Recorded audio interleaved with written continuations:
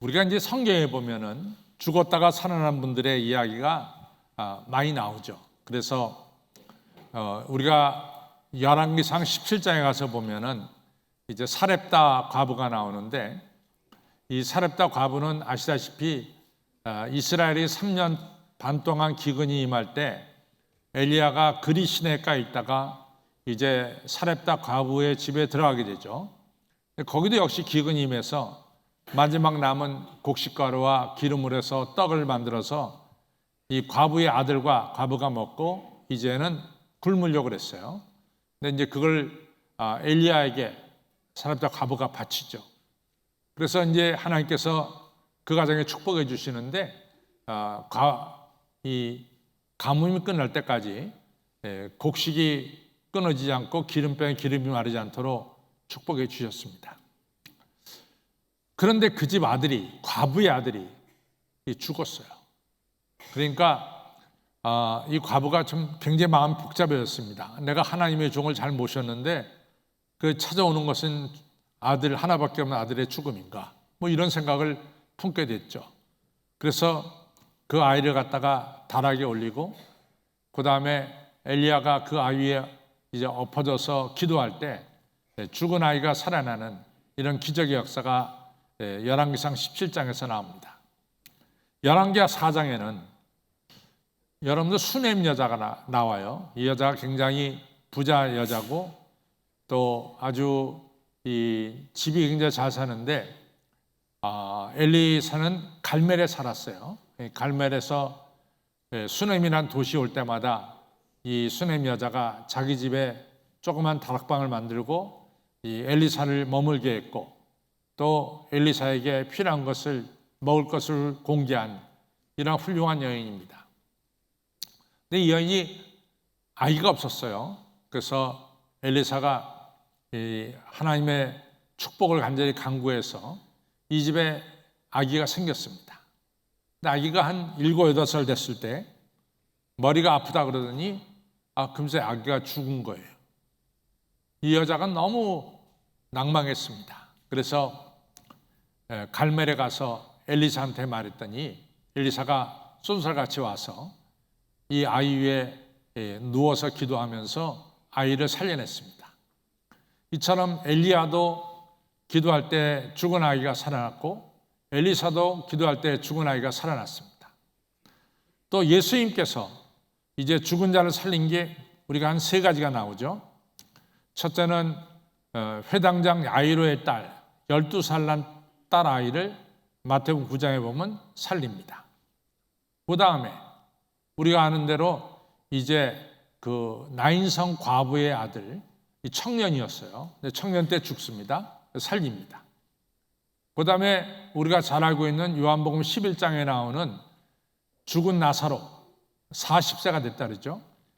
4일 된 이 죽은 나사로, 이 죽은 데 입는 수의를 입고 무덤에서 나오는 이런 역사가 일어나죠.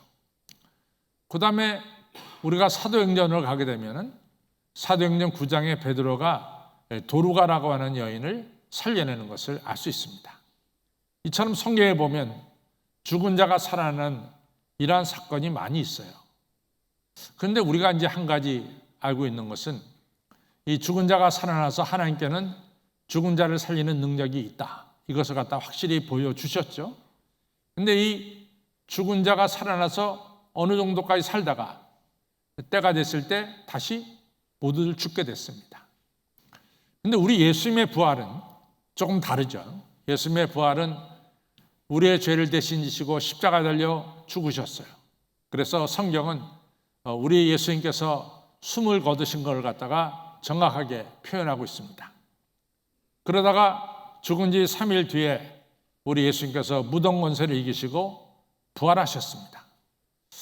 예수님의 부활하신 뒤에 40일 동안 예수님께서 우리들 가운데 지내시다가 500여 성도님들이 보는 가운데 우리 예수님께서 구름 타고 하늘로 올라가셨죠. 그래서 지금 신구약 성경에 나와서 죽었다가 살아난 사람들은 때가 됐을 때 다시 죽었지만은 우리 예수님은 죽은 자 가운데 부활하셔서 이제 다시 죽지 않고 하늘나라로 승천하셔서 하나님 우편에 계시죠. 그래서 로마서 8장 34절에 죽으실 뿐만 아니라 다시 살아나신 이는 그리스도 예수니 누가 우리를 정죄하리요. 우리 예수님은 하늘에 오르사 하나님 우편에 계시고 또 여러분과 저를 위해서 이 시간도 간구하시느니라 이렇게 말씀하고 있습니다.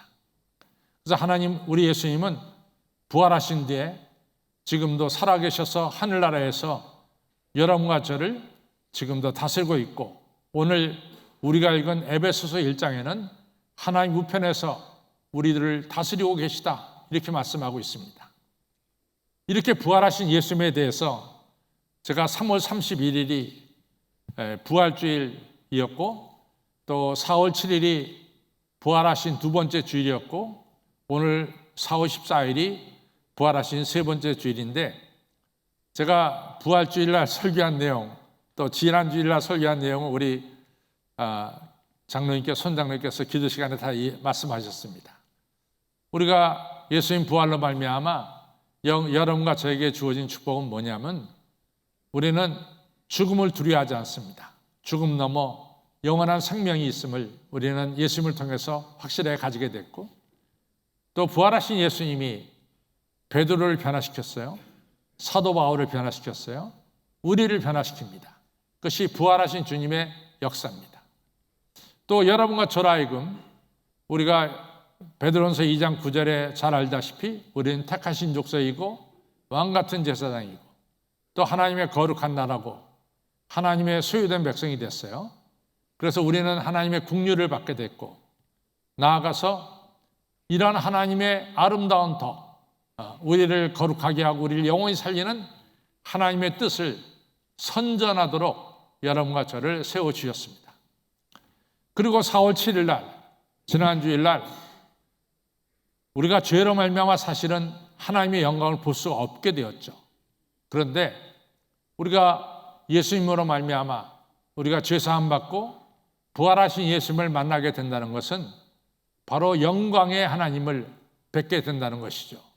그래서 부활하신 주님이 제자들에게 찾아와서 주신 축복이 너희들에게 평강이 있을지어다 샬롬의 축복을 주셨고, 또 귀한 축복을 나눠 주셨는데 이제 성령의 충만함을 받으라 이렇게 말씀해 주셨습니다.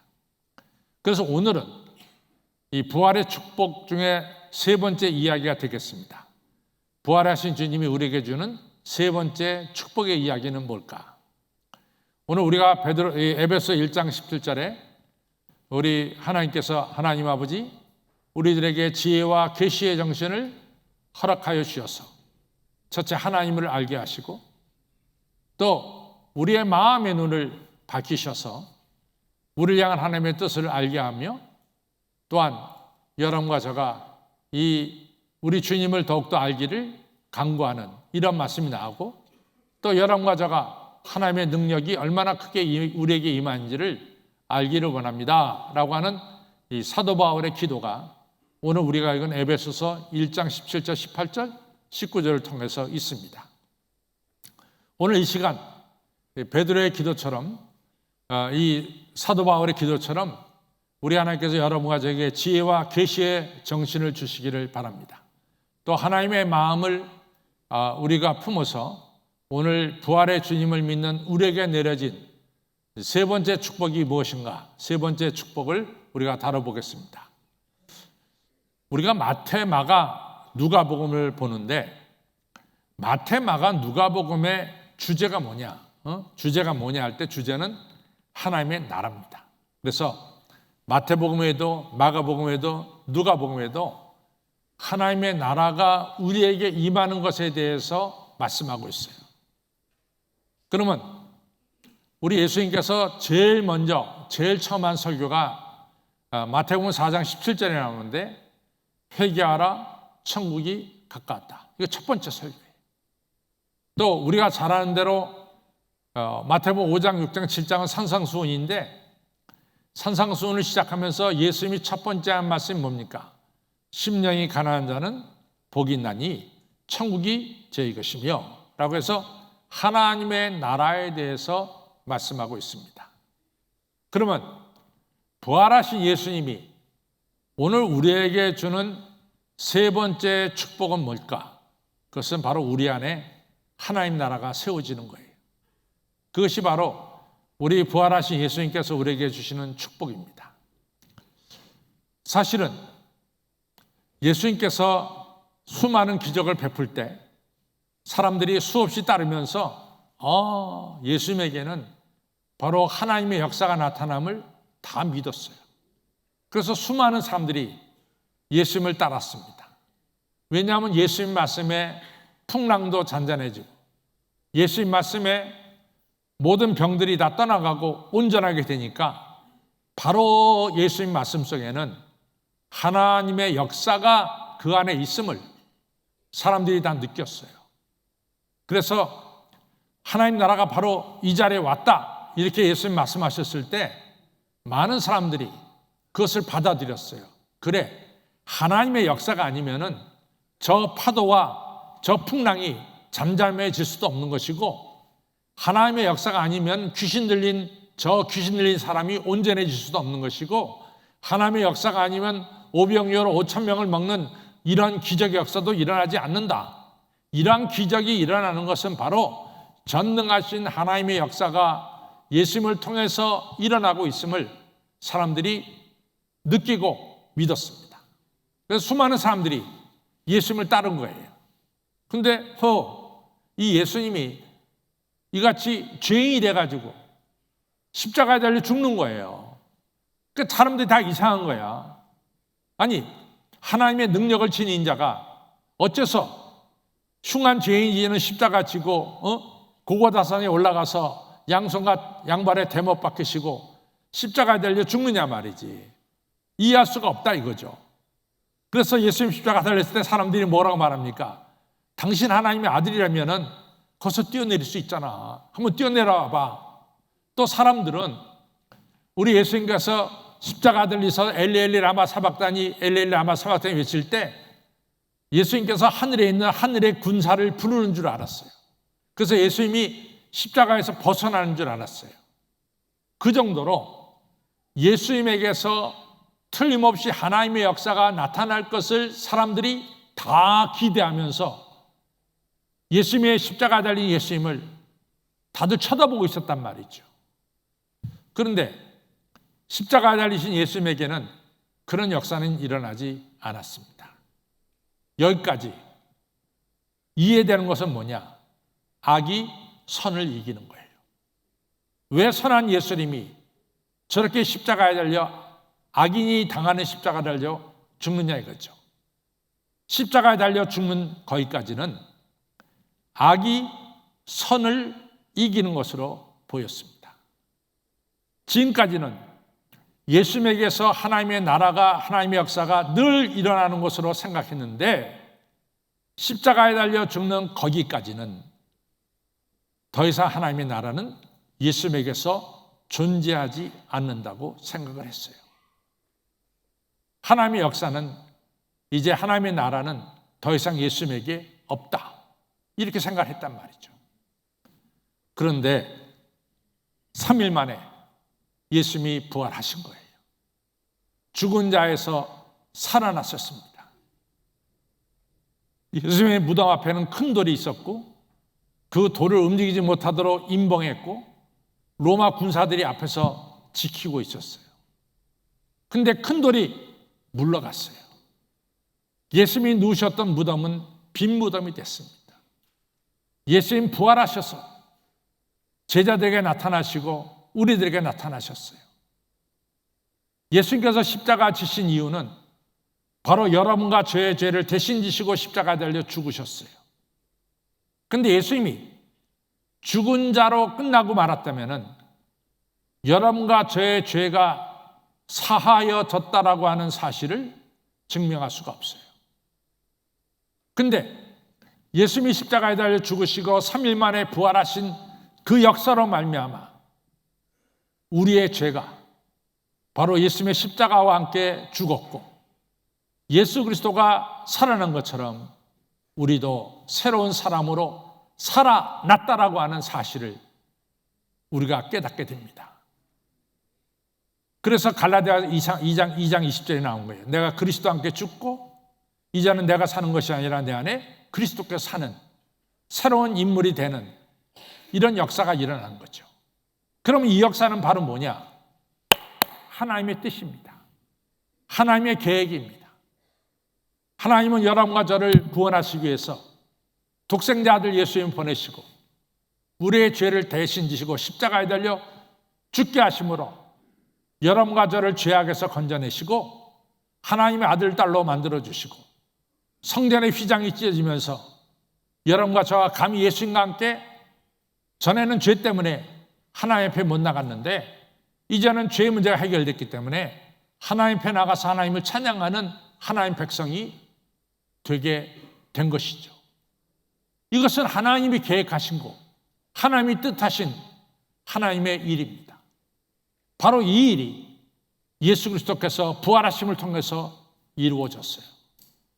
그러면은 하나님의 역사는 지금 부활하신 예수님에게서 나타나고 있는 거예요.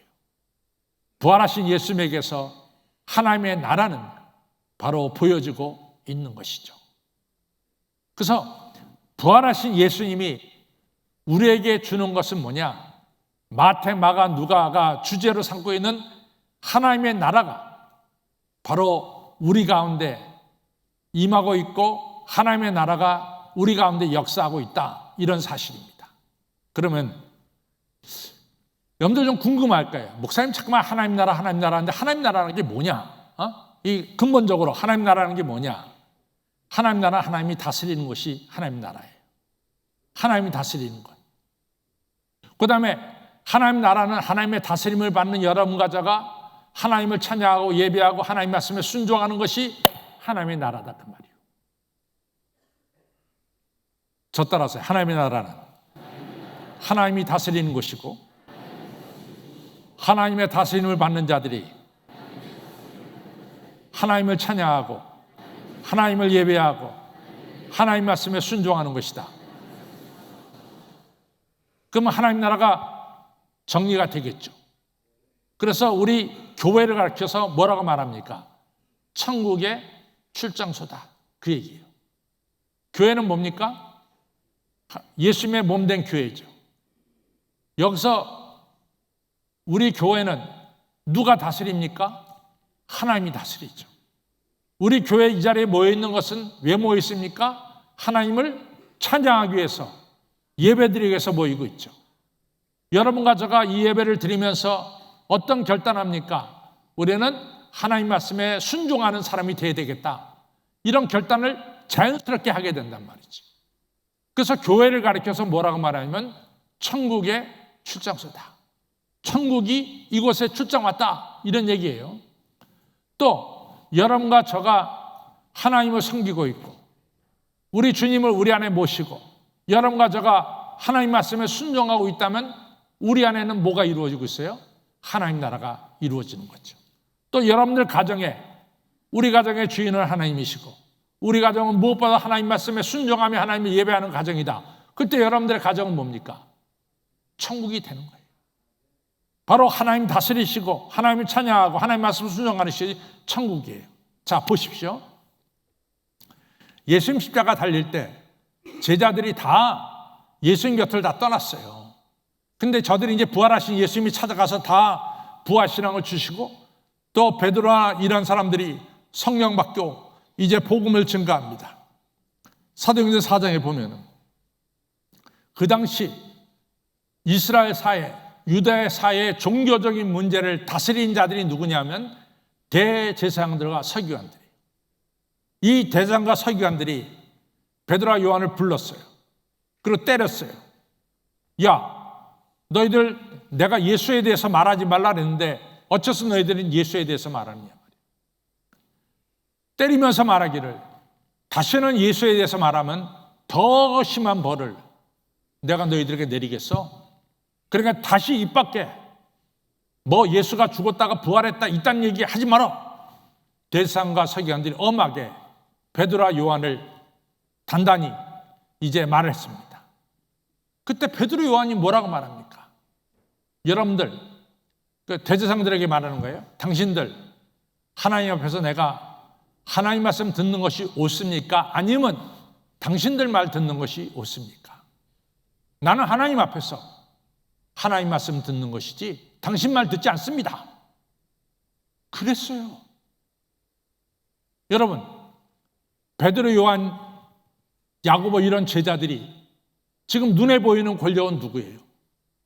바로 대제사장과 서기관들과 로마의 총독이에요. 근데 이 사람들이 눈에 보이는 권력의 말에 순종합니까? 아니면 눈에 보이지 않는 하나님의 말씀에 순종합니까?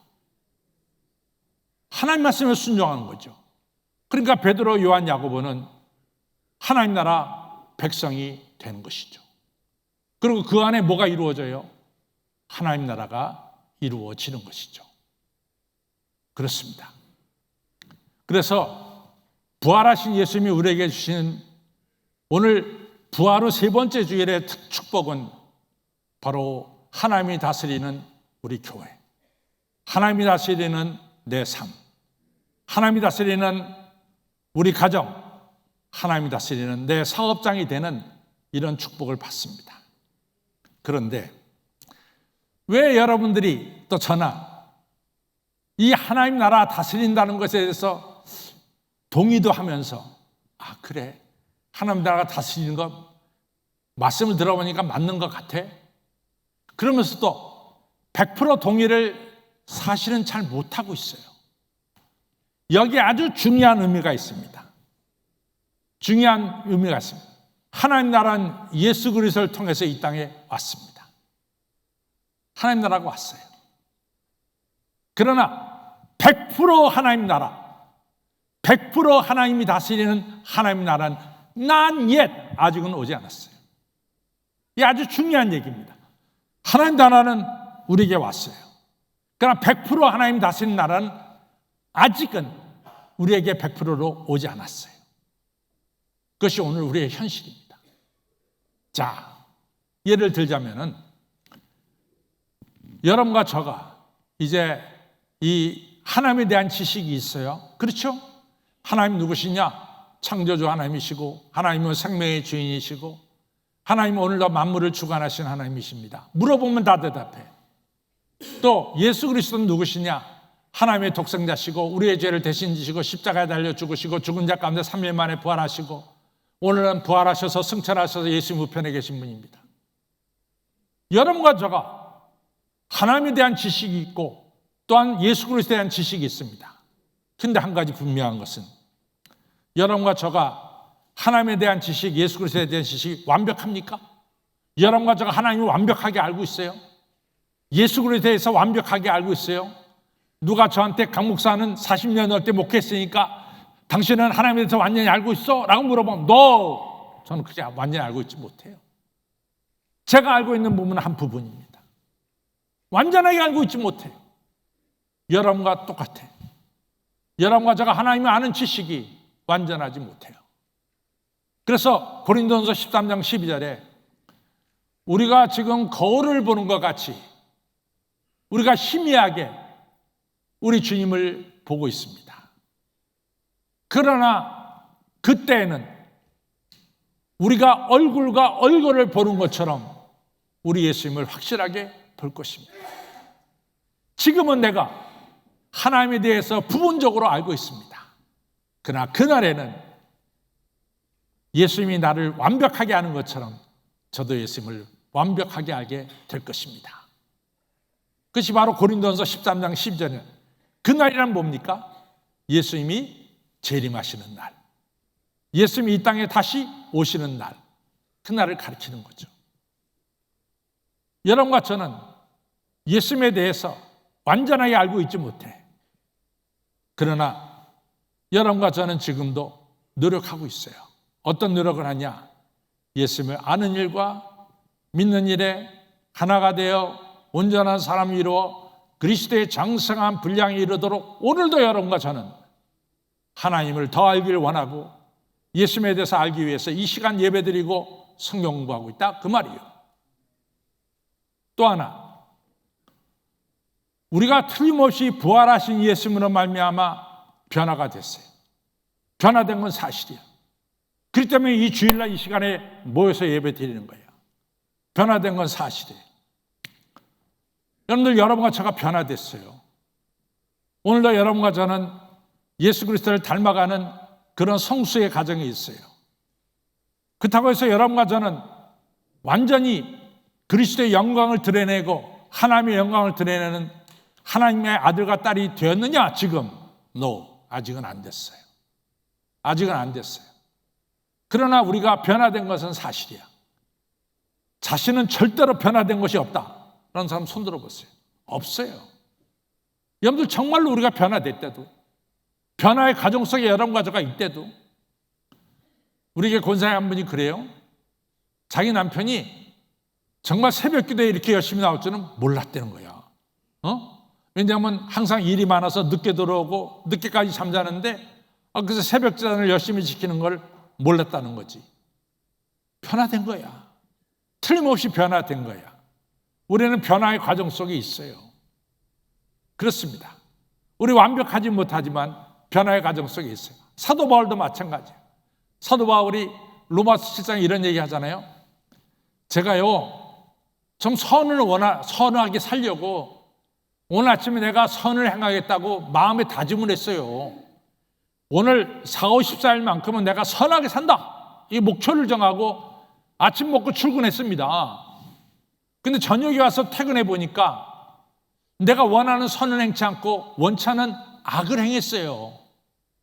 그래서 내가 내 자신을 좀 들여다보니까 글쎄 제 안에 또 다른 법이 있지 않습니까? 원하는 선을 행하지 않고 원치 않는 악을 행하게 하는 또 다른 법이 내 안에 있는 것을 내가 깨달았습니다. 그것이 사도 바울이 로마서 7장에서 고백한 거잖아요. 오라 공고한 사람이로다. 누가 나를 이 공고한 자리에서 구원해내랴. 그렇습니다.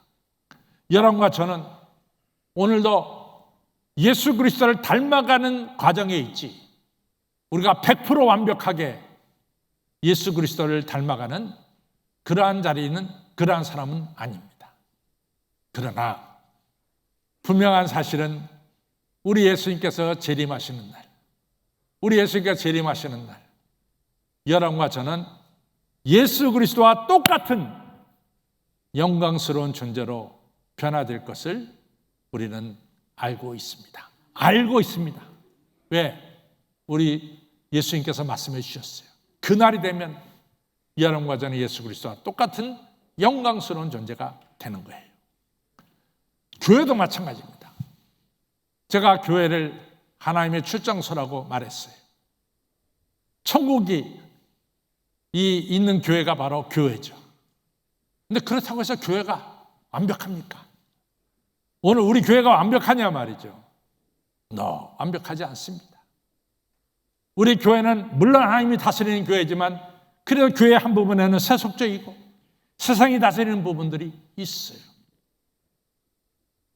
교회는 이제 머지않은 날 우리 예수님 재림할 때 바로 새 예루살렘 교회가 바로 우리 교회에 이루어질 줄로 믿습니다. 새 예루살렘 교회는 어둠이 없어요. 빛만 가득해요. 어디서나 영광의 빛으로 채워진다라고 요한계시록 22장은 말씀하고 있습니다. 그렇습니다. 하나님 나라가 왔어요. 우리 안에. 누구를 통해서? 예수 그리스도를 통해서.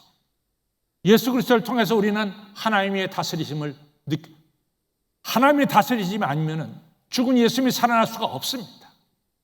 하나님이 다스렸기 때문에 죽은 예수님이 살아나시고 우리에게 하나님의 뜻, 우리의 죄가 사함받고 우리가 거룩한 사람이 되고 하나님의 자녀가 되는 하나님의 뜻이 바로 하나님의 다스림 속에서 이루어지는 것이죠. 그래서 여러분과 저는 하나님을 알게 되었고 예수님을 알게 되었지만 그러나 100% 알고 있지는 못해요. 여러분과 저가 당연히 변화되었지만은 아직도 우리 안에는 악한 것들이 있어요. 100% 영광스러운 존재가 된 것이 아닙니다. 물론 우리 교회는 천국의 출장소, 하나님 다스리는 교회지만 그래도 부족한 부분이 있어요.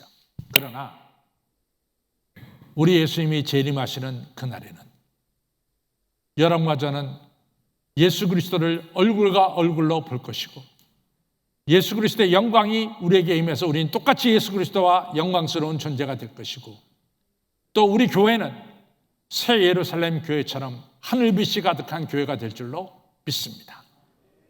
그럼 세 번째로 우리가 재림의 주님이 이 땅에 오시는 날까지 재림의 주님이 이 땅에 오시는 날까지 여러분과 저는 어떻게 해야 되느냐 중요한 겁니다. 예수님께서는요 이 땅에 오시기 재림의 주님으로 오시기 전까지 계속해서 우리에게 역사하세요. 그것은 뭐냐면 부활하신 예수님을 모시고 살도록 오늘도 우리 예수님은 이 시간도 역사하십니다. 예수님의 제자들이 두려워 떨 때 예수님이 찾아가서 두려워하지 말아라 평강이 너에게 있을지어다 성령을 받아라 말씀하셨어요. 도마가 나는 부활하신 예수님을 눈으로 보지 않고는 믿지 못하겠습니다 라고 할 때 일부러 예수님 나타나서 도마에게 너 손을 내밀어 내 창자국나 허리를 보고 못장난 손을 봐라 이러면서 부활신앙을 심어줬어요. 예수님의 제자들이 예수님이 십자가에 달려 죽었다고 크게 실망하면서 고향으로 내려갈 때 예수님 말없이 그들과 동행하면서 그들의 이야기를 들어주면서 그들에게 성경 공부를 가르쳐줬어요. 그러면서 날이 어두워졌을 때 그들을 데리고 음식점에 가서 떡을 뗄 때 그들의 눈이 밝아져서 바로 지금까지 동행하신 분이 부활하신 예수님을 분명히 깨닫고 부활신앙을 가지게 됐습니다. 오늘 똑같습니다. 부활하신 주님은 이 자리에 오셔서 여러분과 저의 마음을 두들기면서 너희들에게 평강이 있을지어다 성령을 받아라 우리에게 축복해 주세요. 부활신앙을 의심하는 자가 되지 말고 확실히 믿는 자가 되라고 오늘도 부활하신 주님은 우리에게 나타나십니다. 부활하신 주님은 오늘도 여러분과 저가 성경 공부를 통해서 예수님 부활하신 사실을 확실하게 믿도록 우리에게 역사하십니다. 이러한 예수님을 여러분과 저는 환영해야 되고 우리 안에 중심에 모셔야 될 줄로 믿습니다.